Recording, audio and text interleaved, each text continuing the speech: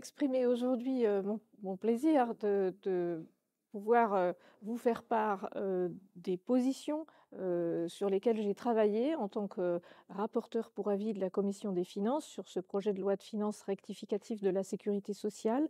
L'enjeu des retraites, c'est tout d'abord sauver un système par répartition.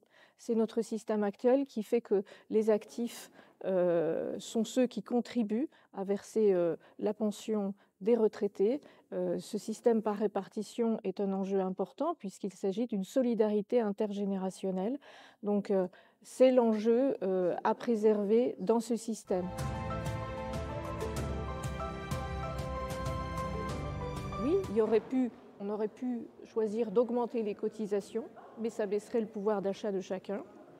Et puis, on pourrait aussi choisir de baisser les pensions, mais les personnes qui sont actuellement en retraite ont besoin de leur pension pour faire face à de plus en plus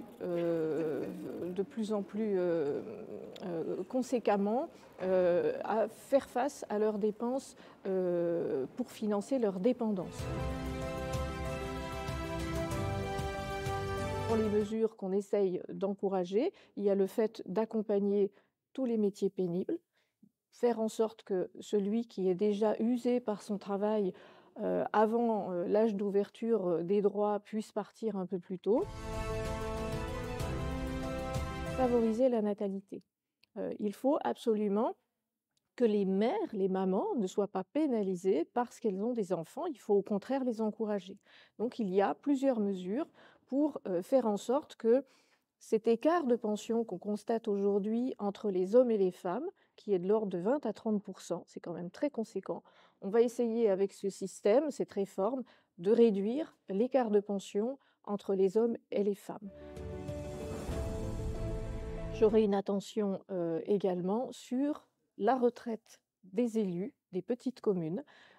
Tous les élus qui perçoivent aujourd'hui une indemnité inférieure à 1 833 € par mois, c'est-à-dire moins de la moitié du plafond de la sécurité sociale, ne cotisent qu'à l'Ircantec, qui est une retraite complémentaire. Ça veut dire qu'ils ne cotisent pas à la cotisation vieillesse de base, et c'est pourtant celle-ci qui permet de valider des trimestres et d'avoir les droits au régime de base.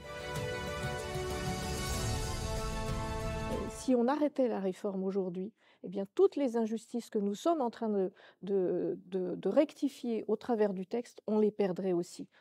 Je pense notamment à la hausse du minimum de pension à 1 200 €, et puis toutes ces mesures qui accompagnent les femmes, qui accompagnent la pénibilité des métiers. C'est quand même des points très importants dans ce texte, et ça, je souhaite les accompagner.